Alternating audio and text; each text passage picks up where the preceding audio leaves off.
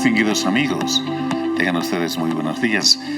¿Saben ustedes lo que son las infecciones respiratorias agudas que afectan a niños, jóvenes, adultos y mayores? Si no lo saben, en este su programa, en el programa Cuidemos tu Salud, hemos de abordar este tema. Les saluda el doctor Gustavo Mendoza Ríos, docente emérito de la Facultad de Medicina, médico ginecobstetra, que tiene el placer siempre de conversar con ustedes a través de nuestro canal, el canal universitario. Hoy hablaremos del tema señalado con un distinguidísimo invitado, el profesor Dr. Víctor Hugo Velasco Álvarez. Él es profesor titular de la Cátedra de Pediatría. Tiene su base de trabajo en el Hospital de Niños Universitario. Él es pediatra, infectólogo y presidente de la Sociedad Boliviana de Pediatría. Por tanto, hemos de estar con un invitado de lujo, con un experto en la materia que nos va a enseñar muchísimo. Pero antes de entrar en tema, creo que un minuto de reflexión, espero que sea suficiente para que todos tomemos conciencia del momento en el que estamos viviendo. Creo que todos debemos contribuir a que los problemas se resuelvan, porque todos los problemas se resuelven cuando hay voluntad para hacerlos. Sabemos que hay sectores de la sociedad boliviana que están sufriendo intensamente las desaprensivas acciones de ciertos grupos.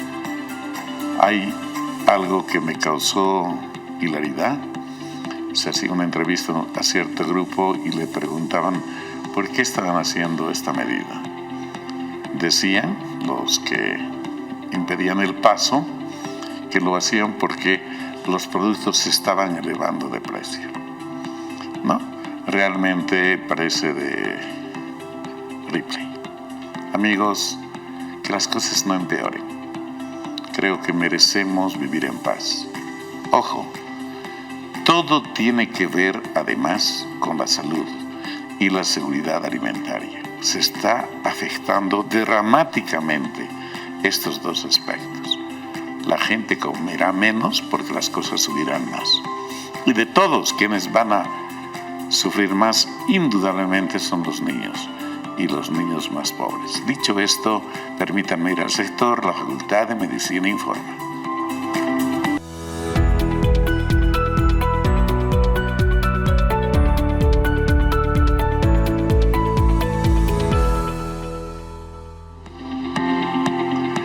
Amigos, en esta primera nota ustedes observarán cómo en un acto muy importante, muy significativo, se asistió a la imposición del mandil blanco que se hace a los estudiantes de primer año de nuestra facultad. Reitero, fue algo muy emotivo y estuvieron nuestras autoridades allí. Veamos la nota.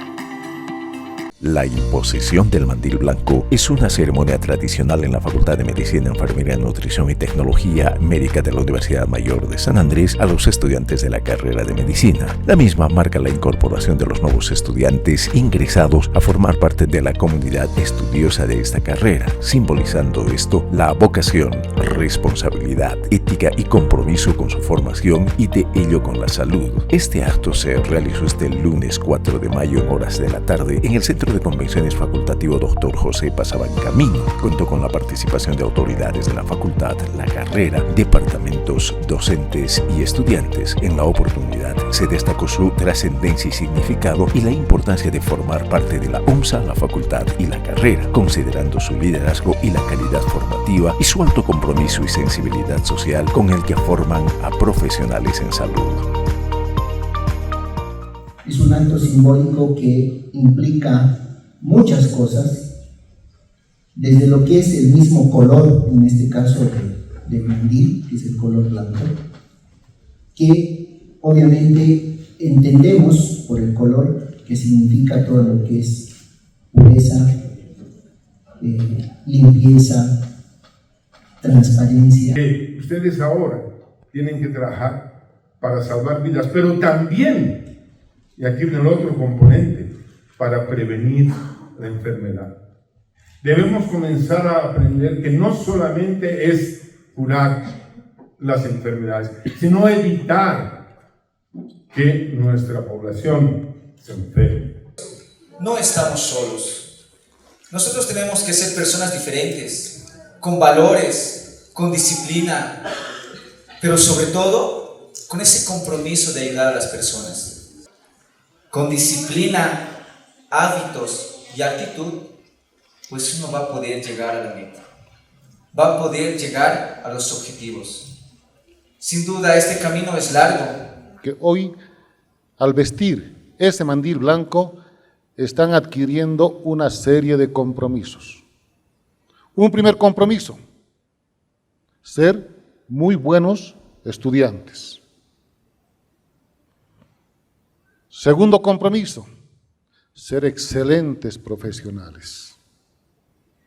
Tercer compromiso, que su vida de estudiante, de profesional, esté siempre enmarcada en lo que es la empatía, la parte humanitaria. No nos olvidemos que nosotros como profesionales del área de la salud y sobre todo como médicos no tratamos solamente con enfermedades, tratamos con la vida de un paciente. Amigos, en esta nota ustedes observarán cómo estudiantes de la carrera de Tecnología Médica, mención Laboratorio Clínico, organizaron lo que denominaron el ciclo de la urea. Fue un acontecimiento muy importante donde participaron muchos estudiantes y visitantes. Veámosla, por favor. En una destacada jornada académica, la mención del Laboratorio Clínico de la carrera de Tecnología Médica de la Facultad de Medicina, Enfermería, Nutrición y Tecnología Médica de la Universidad Mayor de San Andrés fue escenario principal del esperado Festival del Ciclo de la Urea. El evento fue organizado por la Cátedra de Patología Clínica. Se llevó a cabo la mañana de este lunes 4 de mayo de 2026. Durante el encuentro, los estudiantes presentaron diversas actividades, dinámicas y exposiciones científicas orientadas a profundizar en los procesos metabólicos esenciales. La iniciativa no solo buscó fortalecer los conocimientos técnicos del alumnado, sino también fomentar la interacción con la comunidad universitaria mediante dinámicas creativas. El festival concluyó con éxito, reafirmando el compromiso de San Andrés con la excelencia de la formación de los futuros profesionales en salud. Una materia que nos va a enseñar mucho en lo que es una de las áreas más importantes de laboratorio clínico, en lo que es química sanguínea. Aquí se ve el esfuerzo y también se demuestra que la materia les gusta.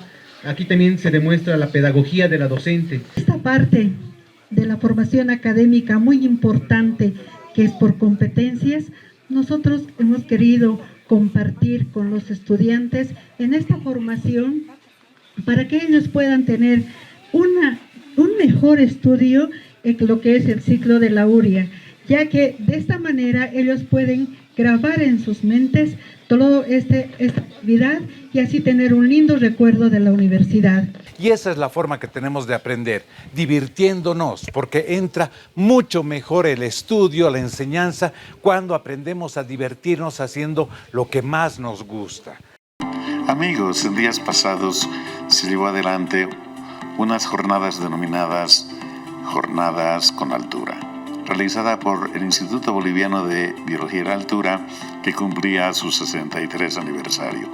Sin lugar a dudas fue de altísimo nivel.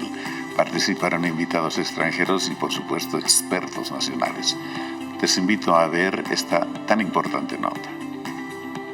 Un 19 de abril del año 1963 es creado el Instituto Boliviano de Biología de Altura. A los 63 años de esa importante fecha, se destaca de esta institución su importante aporte a la medicina boliviana y al conocimiento universal sobre tópicos de altura. Su incansable labor de generación de conocimiento científico a través de la investigación y el de poner esta al servicio de la sociedad y el país le ha permitido constituirse en un centro de investigación, docencia e interacción social interdisciplinario y transdisciplinario de referencia nacional e internacional para temas de salud relacionados con la vida en altura. Con motivo de este aniversario, el IVA ha organizado varias actividades, una de ellas las Jornadas de Altura Aniversario 63, ciclo de conferencias sobre diversos aspectos de la labor que cumple esta institución. Se realizó del 20 al 22 de abril en horas de la mañana en el Auditorio Ernesto Che Guevara de la Facultad de Medicina. Hablar del IBBA es hablar del primer instituto de investigación de Bolivia. Hablar del IBBA es de investigadores médicos, ¿no? Hablar de Bolivia es también hablar de inter y transdisciplina. Son 63 años que tiene el Instituto Boliviano de Biología de la Altura. Es un ejemplo el IBBA del trabajo no solamente del nivel nacional, sino también de la cooperación a nivel internacional. Construir, como en todas partes del mundo y más aquí, es sumamente complicado. Por eso se necesita el esfuerzo de todos los integrantes de la universidad, de nuestra amada facultad que nos está apoyando y ha apoyado siempre al IBBA, y también de los estudiantes, y qué no decir del personal docente, investigador, administrativos y técnicos, que realmente nos dan muestras de un profesionalismo increíble en los trabajos de campo, en las publicaciones. Ese espíritu que siempre tuvo este instituto, de ser el referente no solamente departamental o nacional, ese referente internacional, a nivel de estudios sobre los distintos aspectos que conllevan a la fisiología, fisiopatología o patología de altura, pues sigan en ese rumbo. Hoy con orgullo podemos ver que, a diferencia de muchas unidades, se está celebrando el aniversario de este instituto con algo muy importante, lo que ellos saben hacer, la ciencia. Y qué importantísimo estas jornadas científicas que van a dar muchas luces, no solamente a los presentes, a todos aquellos que puedan tener la gentileza de a través, sé que está transmitiendo también por vía virtual, puedan estar presentes o en las grabaciones que se puedan retransmitir a las diferentes unidades e interesados que se pudiera tener. Amigos, ahora permítanme ir unos segundos a un pequeño corte y de retorno estaremos conversando con nuestro invitado de hoy. Continúa con TVU. Radio y televisión ahora en una misma conexión. Un espacio donde la información se encuentra con la música, la ciencia con la cultura y tú con lo que realmente importa. Una nueva forma de comunicar y de empezar la mañana. Conexión matutina, de lunes a viernes de 9 a 11 de la mañana, por Televisión Universitaria y Radio Universitaria San Andrés, 97.6 FM. Continúa con TVU. Amigos, como lo habíamos señalado precedentemente, está con nosotros nuestro invitado de hoy, el profesor Dr. Víctor Hugo Velasco Álvarez. Él, lo dijimos, es un profesor de altísimo nivel, es profesor titular de la Cátedra de Pediatría, presidente de la Sociedad Boliviana de Pediatría y también fue vicepresidente de la Sociedad de Infectología, obviamente pediátrica. Él tiene su base de trabajo en el Hospital de Niños Universitario y nos acompaña hoy precisamente para conversar del tema que le solicitamos, el de las infecciones respiratorias agudas. Con él hemos de aprender todos lo que es aquello, pero lo más importante, cómo detectamos y prevenimos la enfermedad. Antes de entrar en tema, permítanme saludar y presentarles a nuestro invitado. Víctor Hugo, buenos días, qué gusto. Doctor Mendoza, saludarte. Muchísimas gracias por la invitación. Y bueno, es un honor, un placer estar aquí con toda la distinguida audiencia, en la cual también yo me subo, que seguimos el programa y bueno, aprendemos temas de salud, que pues es una prioridad para todos nosotros. Sin lugar a dudas, gracias Víctor Hugo. Amigos, el profesor Víctor Hugo dijo algo preciso. La salud es un tesoro. Realmente nosotros nunca debiéramos de descuidarnos de aquello y tenemos que reconocer que hoy en día está muy venida menos. A nadie le interesa la salud. Por lo tanto, que nos corresponde a nosotros cuidarnos. Y como nos va a enseñar Víctor Hugo, la mejor forma de hacerlo es prevenir. Víctor Hugo, para entrar en tema, diré un par de conceptos que me parecen muy importantes. Amigos, los niños especialmente menores de 5 años tienen 5 o 6 episodios por año de infecciones respiratorias agudas. Y por supuesto, la mayor parte de ellas son leves. Por eso no ameritan a veces ni siquiera visitar al médico. Con algunas medidas higiénico-dietéticas el cuadro pasa. Sin embargo, son susceptibles de complicarse, llevar a la internación al niño e inclusive causarle la muerte. Este problema es un problema que ocurre en todo el mundo. Obviamente en los países subdesarrollados parece una cueca, con la tercera, cuarta y quinta, siempre los casos suman más. Víctor Hugo, dicho esto, ¿por qué no nos dices cómo debemos entender qué son las infecciones respiratorias agudas? Bueno, las infecciones respiratorias agudas son un espectro de enfermedades que atacan las vías respiratorias o la vía respiratoria. ¿Qué debemos entender por vía respiratoria? La garganta, los pulmones,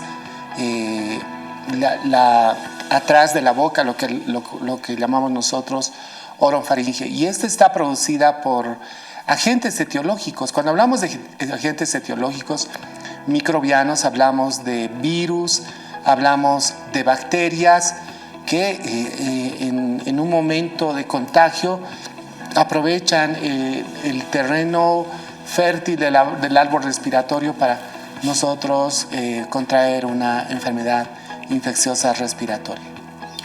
Víctor Hugo, entonces esto quiere decir que no es solo un agente el que va a provocar la infección, sino pueden ser múltiples microorganismos.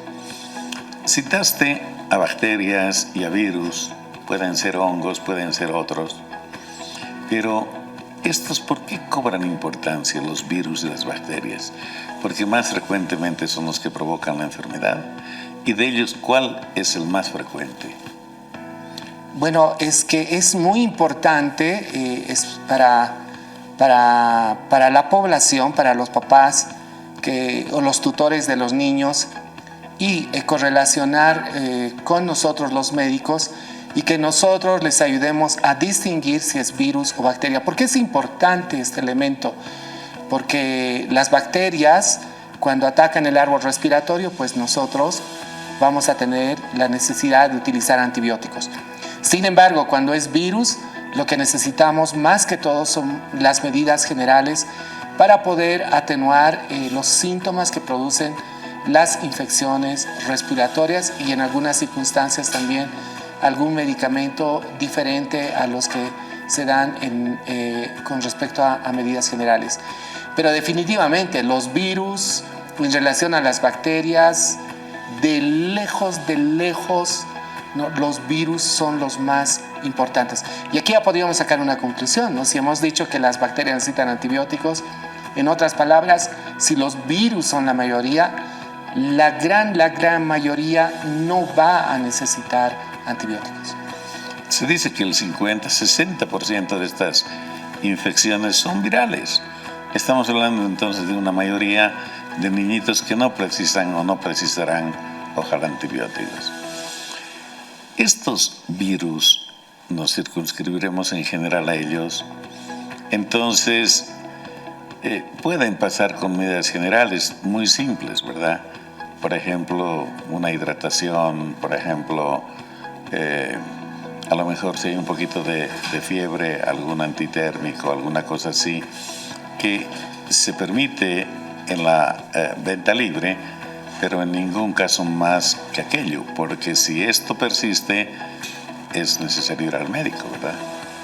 Es importante esta disquisición porque si hablamos de virus, que son los resfríos, las gripes, otras enfermedades virales que seguramente en su momento se las va a mencionar, que como dijimos son la gran mayoría, van a necesitar, en lo que se refiere a medidas generales, reforzando lo que dijo el doctor Mendoza, líquidos, también se puede utilizar algunos medicamentos para la fiebre, como por ejemplo el paracetamol, el ibuprofeno, pero a más de eso, y dependiendo de la edad, no se necesitan más medicamentos.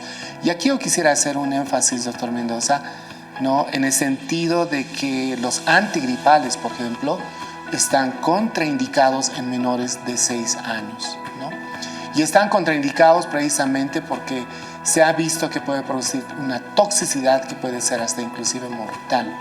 Entonces, a más de algún medicamento para la fiebre, medidas generales como líquidos, limpiar la nariz con medidas caseras como líquidos, agua, que podemos especificarlo después, ¿no? Un cuadro viral, más aún si es leve, no necesita ningún otro tipo de medicación.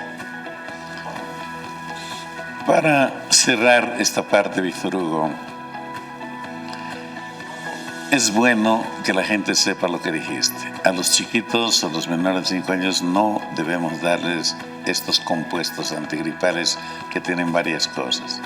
Tampoco la aspirina, ¿no? Es mejor que no, porque ya lo dijimos en alguna ocasión, se describen algunos síndromes muy desastrosos que puede provocar precisamente este fármaco en pacientitos con ciertas enfermedades virales. De ahí que creo que el famoso resfriolito y otros que teníamos en el pasado ya no existen más para manejo con niños. Aunque alguno he visto que todavía tiene el rótulo que tenía hace muchos años, pero lo usan más bien ya para personas adultas, ¿no? Para el tema de prevención de trombos en gente que ya tiene hipertensión, etc. ¿Seguimos con el mismo criterio? Con el mismo criterio, ¿no? La aspirina, su nombre genérico es ácido acetilsalicílico, puede generar una enfermedad que de pronto no conviene que digamos el nombre, sí, pero que puede llevar a un niño hasta la terapia intensiva, ¿no? Y es de muy mal pronóstico. Yo creo que en eso sí hay que ser claros. Y no es por hacer propaganda a ningún medicamento. El paracetamol es el medicamento más seguro para un niño. En segundo lugar, si vale el término en posicionamiento, el ibuprofeno a dosis correctas. Y tenemos otras opciones también. Correcto. Pero inclusive usted lo dijo, ¿no? Los papás lo pueden comprar en la farmacia sin ninguna prescripción. Muchos papás lo saben utilizar y lo usan muy bien, ¿no? Tal vez sería una recomendación también que pidan a sus médicos, a sus pediatras, a que les enseñen cómo dosificar correctamente medicamentos como los que hemos mencionado. Es importante, amigos, es sumamente importante esto que señala el doctor Víctor Hugo Velasco, porque no es cualquier dosis. Cualquier fármaco puede producir intoxicación, más todavía en pequeños, ¿no? Que prácticamente tienen hasta dificultad para metabolizar las cosas. Víctor Hugo, clásicamente se habla de infecciones respiratorias altas y bajas. ¿A qué se refiere?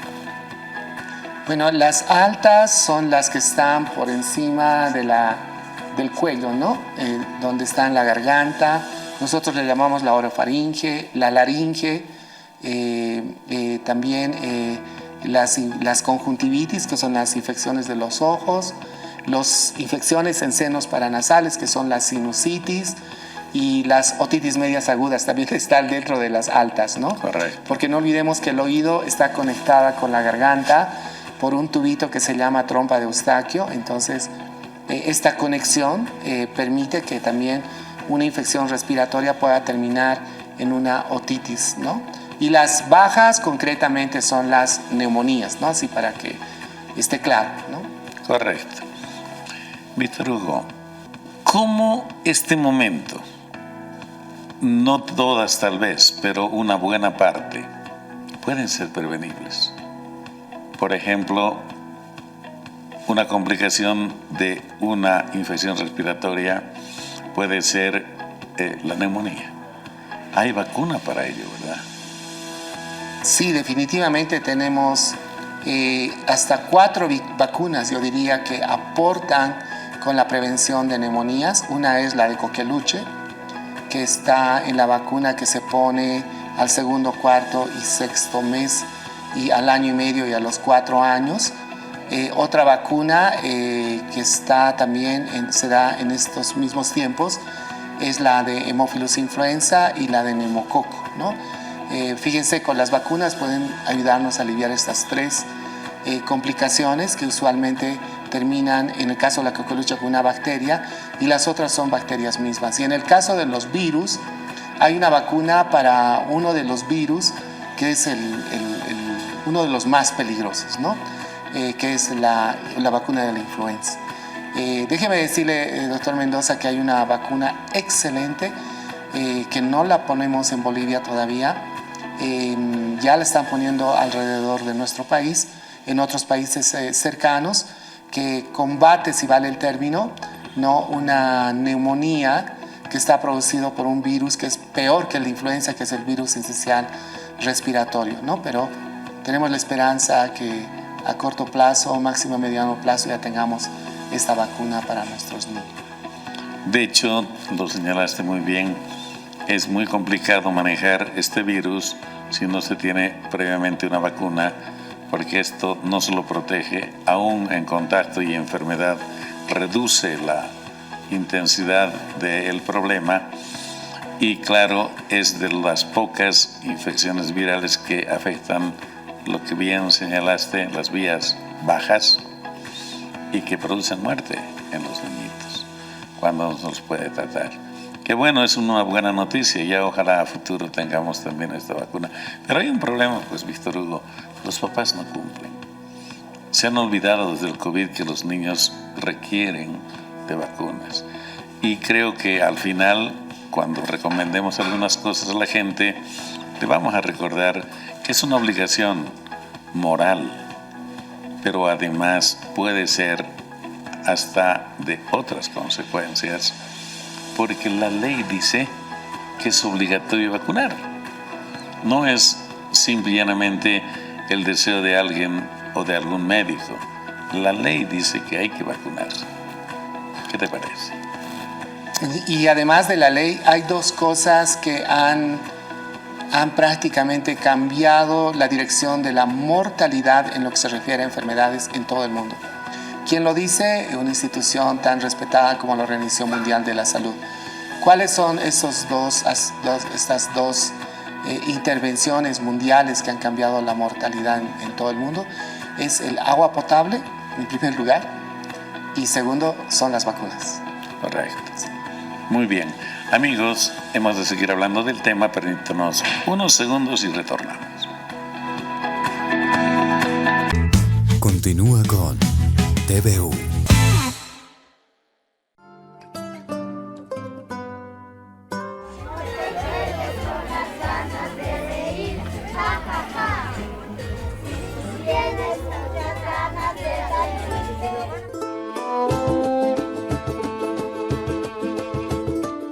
La Universidad Mayor de San Andrés abre caminos donde la esperanza se encuentra con la acción. El programa Sling UMSA está conformado por estudiantes que deciden marcar la diferencia. Desde las carreras de Derecho, Trabajo Social y Psicología, llevan apoyo y acompañamiento a los municipios, defendiendo derechos y construyendo una cultura de paz. Con el impulso de la carrera de Medicina, Comunicación Social e Informática, sumamos energía en ferias, campañas y actividades que transforman vidas. Somos UMSA y creemos en una universidad que no se queda en las aulas, sino que camina junto a su comunidad. Sling UMSA, estudiantes que transforman realidades, construyendo un futuro sin violencia.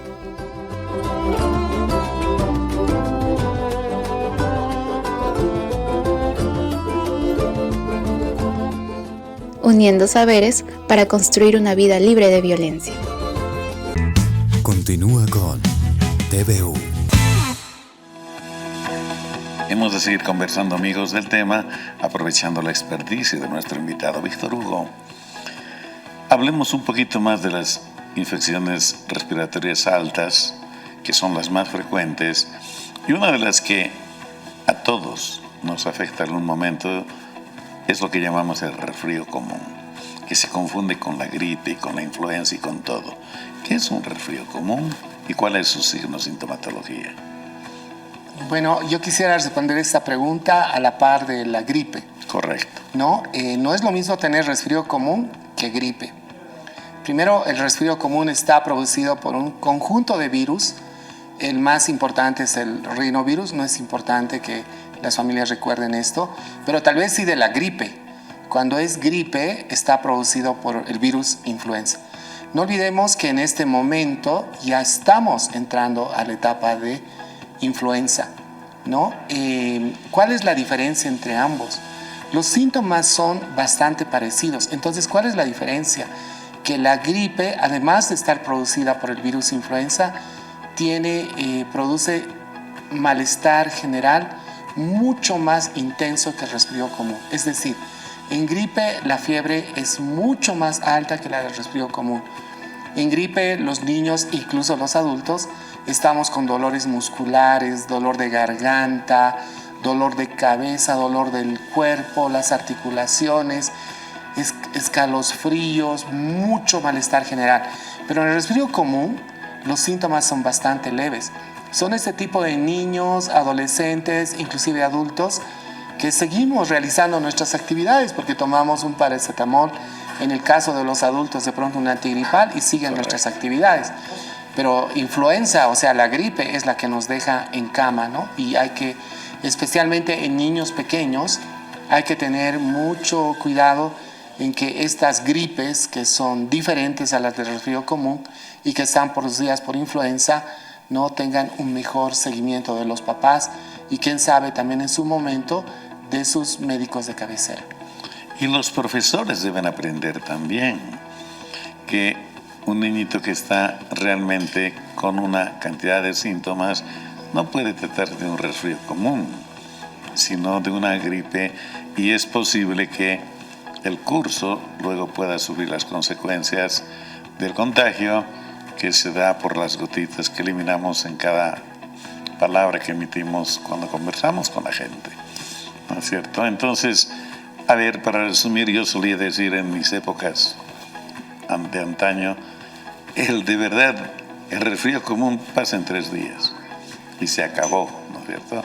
Los abuelos decían lo mismo, un té caliente, limonada y ya.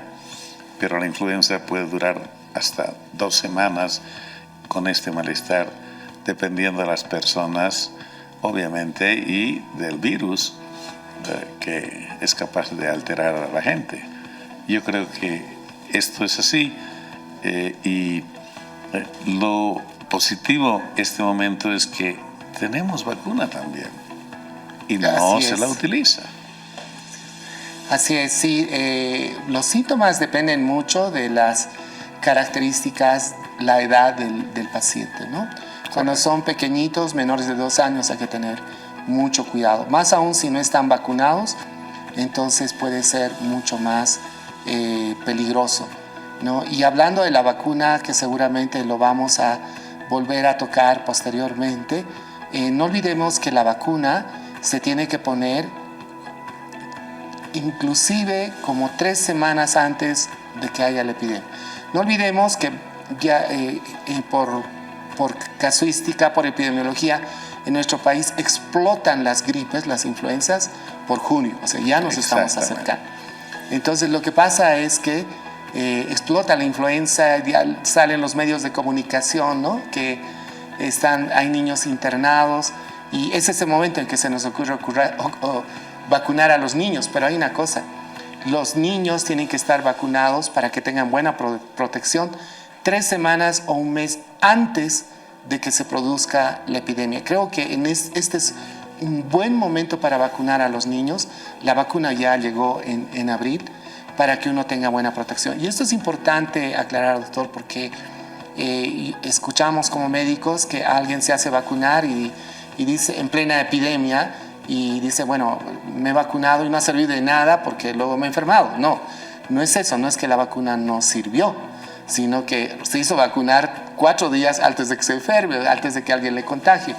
Entonces, este elemento es importante, ¿no? No esperemos a que explote la gripe en Bolivia, que seguro va a suceder como todos los años, o sea, no es una novedad. Entonces, ya creo que todos debemos tomar nuestras previsiones con respecto a la vacuna. Y de hecho, amigos, el doctor Víctor Hugo y el que habla, ya nos vacunamos. A nosotros nos es obligatorio vacunarnos por el contacto que tenemos con toda la gente, por si nos morimos, pues. Otra enfermedad que frecuentemente los niñitos sufren son infecciones de los oídos, lo que llamamos nosotros otitis media, porque de verdad es molestosa, ¿no? La enfermedad. Dolor es algo que está presente y los niños se quejan y lloran por ello. Entonces, ¿cuál es la sintomatología? ¿Cómo los papás deben darse cuenta que a lo mejor un resfrío o la influenza está complicando esta área? Bueno, simplemente a un niño, incluso por más pequeñito que sea, pues empieza a ponerse irritable, ¿no? Y cuando tienen más de 1 año y medio, saben reconocer que les duele su oído y los dicen oreja. Entonces, pero los más pequeñitos pueden tener mucha fiebre, irritabilidad, y las otitis en pequeñitos, en menores de 6 meses concretamente, una otitis es peligrosa, ¿no? Entonces, eso sí tiene que ser visto por un médico.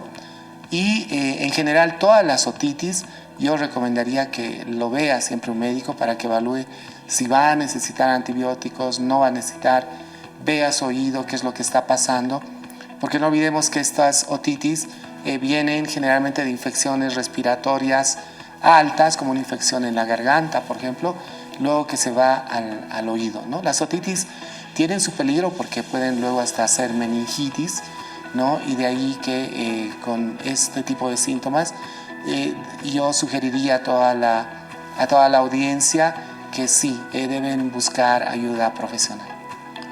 Gracias, creo que es muy importante esto, Víctor Hugo. Y ahora te pido que hablemos también de lo que a lo mejor ha sido el inicio de toda esta investigación que nos mostró que virus, bacterias y otros podían alterar nuestras vías respiratorias. Las faringoamidalitis, famosas. En estas, pues todo el mundo quiere usar antibióticos y cosas. Todos se automedican, todos hacen todo y a veces mal. ¿Cómo es este cuadro? Los niños que se quejan de dolor de garganta, si tienen moco, si tienen tos, si tienen lagrimeo, ¿no? Esto es virus. Esto es virus hasta no demostrar lo contrario. No necesita antibiótico. Pero los niños mayores de 5 años, que esto de la edad es importante, los menores de 5 años, más aún si son más pequeños, es poco probable que tengan una infección por bacterias. Pero los mayores de 5 años, si les duele la garganta, tienen fiebre, es muy interesante esto, no tienen tos, ¿no? No tienen moquito, hay que pensar en que pueda ser una bacteria, pero en este caso, no, si solo es el dolor de garganta sin otro síntoma, más fiebre, también tiene que ser evaluado por su médico de cabecera para que sepa hacer la distinción y valorar si corresponde o no dar antibióticos. A veces las mamás miran la garganta de los niños y suelen ver unas amígdalas muy grandes, a veces hasta con contenido purulento.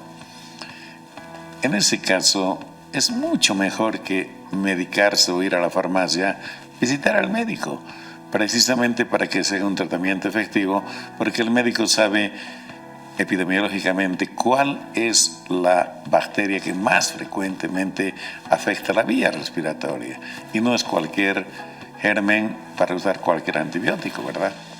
Además tiene diagnósticos diferenciales, porque muchas veces esos puntitos blancos que vemos atrás, y sí, definitivamente hay mamás que lo saben reconocer, ¿no? Bueno, para eso no necesita ser médico, pero hay mamás que son muy hábiles para ver la garganta. Pueden ser en algunas circunstancias también virus, como el famoso enfermedad mano-pie-boca, ¿no? Pero también, como usted dice, puede ser una infección por una bacteria que se llama Streptococcus pyogenes, y sí, en ese caso hay que utilizar antibióticos por las posibles complicaciones futuras que se puedan venir. Acaba de recordar algo, Víctor Hugo, que no es poco frecuente.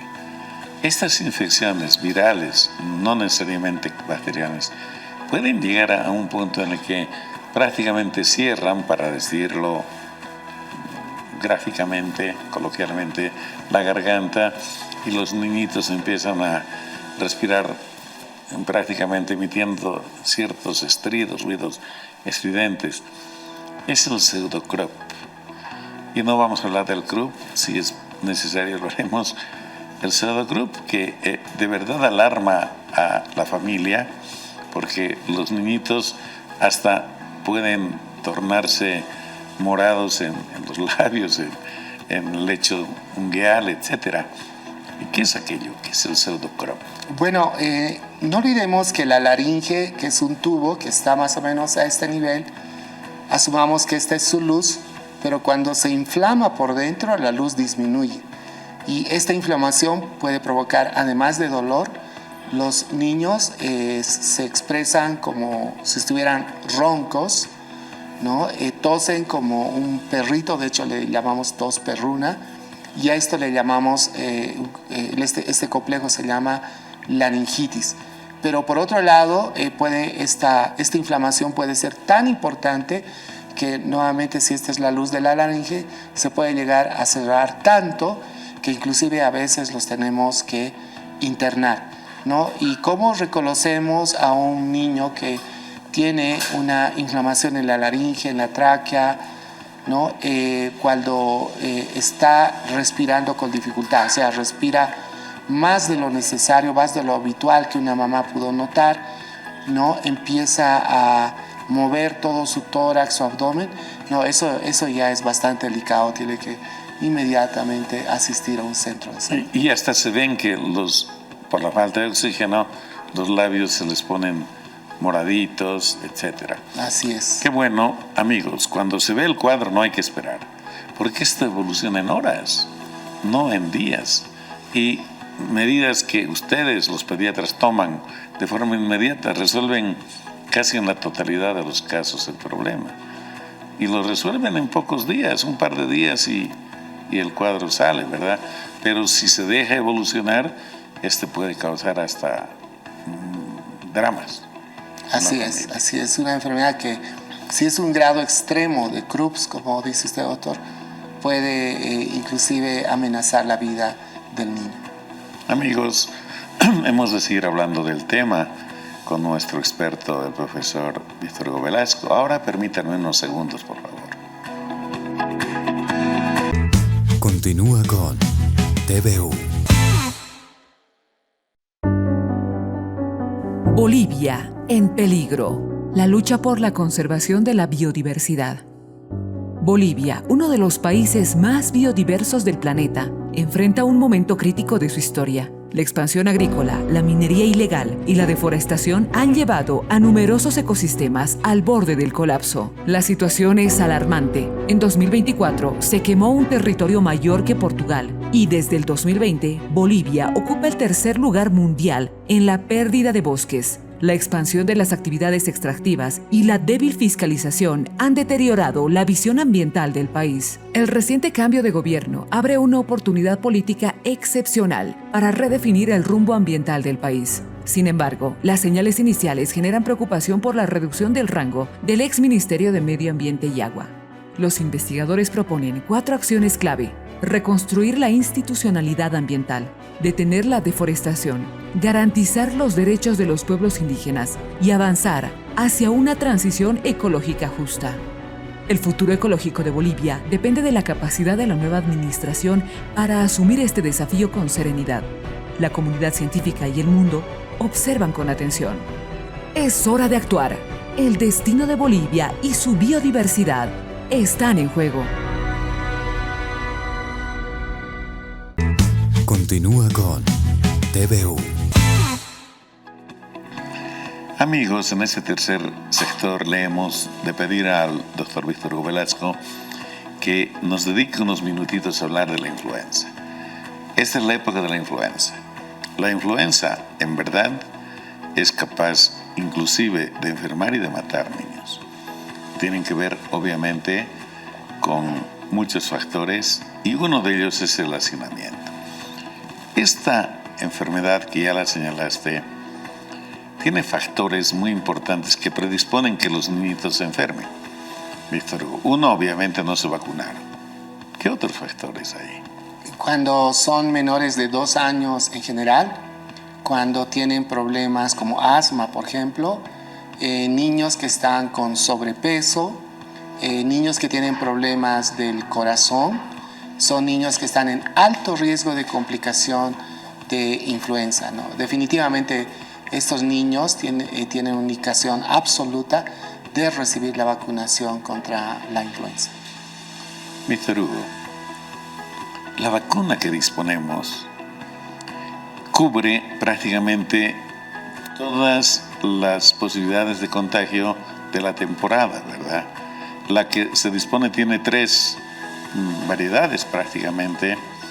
Es la del tipo A y creo que una de B, que hacen que los niños estén bastante protegidos. Ya no vamos a hablar del H2N3, que es lo que ha estado últimamente afectando más la variante K. Pero la gente debe estar segura de que es una buena vacuna. A eso quería llegar. Mire, doctor, hablando de la variante K, esa es la variante estacional que estamos esperando para junio, ¿no? No olvidemos que esta variante H3N2 con el subclado K, que ha sonado mucho en el hemisferio norte, ¿no? Que les ha golpeado muy duro, pero a nosotros nos toca en mayo, junio, julio, a toda Latinoamérica. Entonces, y se caracteriza por una alta transmisibilidad. La vacuna que ahora tenemos, que como usted lo dijo, es la trivalente, porque tiene 3 virus, protección para 3 virus que son los más agresivos para nosotros, precisamente contiene una molécula, una proteína, ¿no? Que es para el subclado K. Entonces, esta vacuna tiene ese componente. Entonces, creo que es importante que la audiencia sepa esto, ¿no? Porque va a ver que en la medida que vaya pasando el tiempo vamos a volver a escuchar otra vez el subclado K, ¿no? Y este es un buen momento para vacunarse, porque ya los hospitales, los que trabajamos en hospitales grandes, donde en el caso de mi hospital hay más de 180 niños internados, entonces sabemos lo que pasa en junio y julio, precisamente con este virus influenza. Estamos en muy buen tiempo todavía de vacunar. Gracias, Víctor Hugo. Además, en el Hospital del Niño, a veces tienen que cerrar, para decirlo vulgarmente, una sala para dar cabida a estos niñitos que en masa llegan con problemas, ¿no? Es decir, a los que tienen que internarse, porque a los que se los maneja ambulatoriamente, lo más que hacen es demandar mucho más servicios. Entonces creo que la recomendación tuya es sumamente importante. ¿Y cuándo consideras que, para concluir, una familia, una mamá, un papá, ya debe buscar al médico inmediatamente, sospechando de que esto no es un resfrío común, sino una influenza que está yendo a lo mejor a complicarse? Si además el niño tiene tos, moquito, luce pálido, en muy mal estado general, ha dejado de comer, vomita, a veces convulsiona, tiene que ser llevado inmediatamente a un centro de salud donde le puedan valorar a ese niño y valorar si es algo grave o es algo que todavía se puede manejar en la casa. Las medidas de prevención, que es el lavado de manos, utilizar barbijos, y donde más hay influenza, gripes y todas las infecciones virales, en los colegios, en las guarderías, porque es ahí donde se transmiten, ¿no? Entonces no olvidemos practicar los filtros.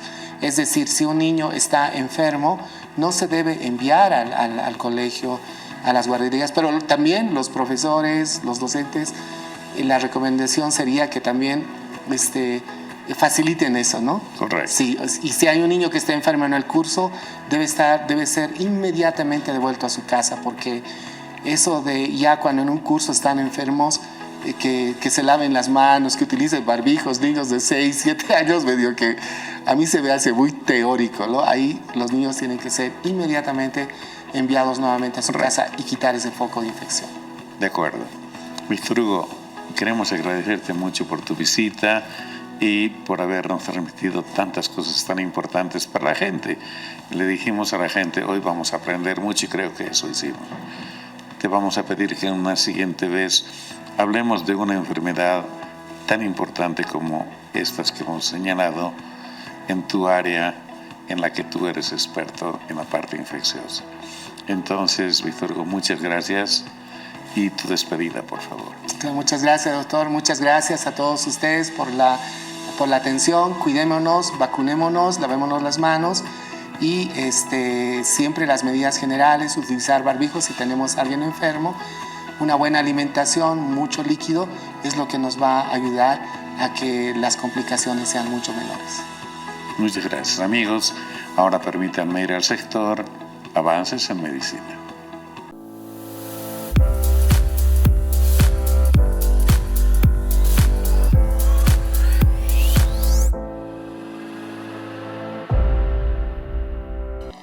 La ciencia avanza permanentemente y hoy la neurología, la neurocirugía y la tecnología se unen para ofrecernos una posibilidad, la creación de un ojo biónico. Este tendrá la particularidad de evitar la vía que habitualmente transmite nervios del ojo al cerebro. Se van a conectar directamente con el cerebro y generarán imágenes que le permitirán a los no videntes volver a ver nuevamente. Es el proyecto muy prometedor y veamos la nota, por favor. Increíble. Crean un ojo biónico que devolverá la vista a ciegos. Investigadores de la Universidad de Monash, en Australia, han desarrollado un innovador sistema biónico llamado Generis Bionic Vision System, una tecnología pionera diseñada para devolver la visión a personas con ceguera irreversible. Este avance representa una de las innovaciones más prometedoras en el campo de la neurotecnología y podría transformar radicalmente la manera en que se abordan los trastornos visuales graves, brindando esperanza a millones de personas en todo el mundo. ¿Cómo funciona este sistema biónico? El Generis Bionic Vision System no depende de los ojos para captar imágenes, sino que elude los nervios ópticos dañados y transmite señales visuales directamente al cerebro. Esta tecnología se basa en un conjunto de dispositivos de última generación diseñados para trabajar en sincronía y permitir que las personas con ceguera puedan interpretar su entorno de una manera completamente nueva. El sistema se compone de los siguientes elementos clave. Casco biónico, equipado con una cámara en miniatura de alta resolución que captura imágenes en tiempo real. Procesador de imágenes y transmisor inalámbrico. Este dispositivo convierte la información visual en señales eléctricas que pueden ser enviadas al cerebro. Microimplantes cerebrales. Son diminutos dispositivos de 9 mm de diámetro que se implantan en la corteza visual y actúan como un puente entre la cámara y el cerebro, permitiendo la interpretación de las imágenes. Software de procesamiento avanzado. Un sistema de inteligencia artificial se encarga de transformar las imágenes captadas en impulsos que el cerebro puede entender, proporcionando así una forma de visión artificial. Si te apasionan los avances tecnológicos y científicos más sorprendentes del mundo, los estudios preclínicos llevados a cabo en modelos animales han demostrado resultados alentadores, lo que ha permitido que el equipo de investigadores avance hacia la siguiente fase, los ensayos clínicos en humanos en la ciudad de Melbourne. Esta será una etapa crucial para determinar la efectividad del sistema en personas con ceguera total y evaluar su impacto en la percepción visual y la calidad de vida de los pacientes. Si estas pruebas tienen éxito, el Generis Bionic Vision System podría convertirse en la primera solución biónica viable para restaurar la visión en personas que han perdido completamente la capacidad de ver debido a enfermedades o lesiones irreversibles. Un paso hacia el futuro de la visión biónica. Este sistema biónico no solo podría ayudar a quienes han perdido la vista, sino que también representa un avance crucial en la interacción entre el cerebro humano y la tecnología. Su desarrollo abre las puertas a futuros implantes cerebrales que podrían restaurar otras funciones sensoriales o incluso mejorar habilidades cognitivas mediante la neuroestimulación avanzada. Con la combinación de ingeniería biomédica, neurociencia e inteligencia artificial, la ciencia está logrando que lo que antes parecía imposible se convierta en una realidad. Distinguidos amigos, hemos concluido el programa, pero antes de irnos, deseamos recordarles que todos tenemos obligación con el país. Todos debiéramos contribuir con él para salir de los problemas. Es posible hacerlos. Y si además le pedimos a Dios que nos ayude a quienes creemos en él, pues estoy seguro que podemos rápidamente salir de la profundidad en la que nos encontramos. Que tengan un lindo fin de semana. Que sea de reflexión también con la familia. Quieran a los chicos y a los grandes, por supuesto. Que Dios los bendiga y hasta la próxima semana.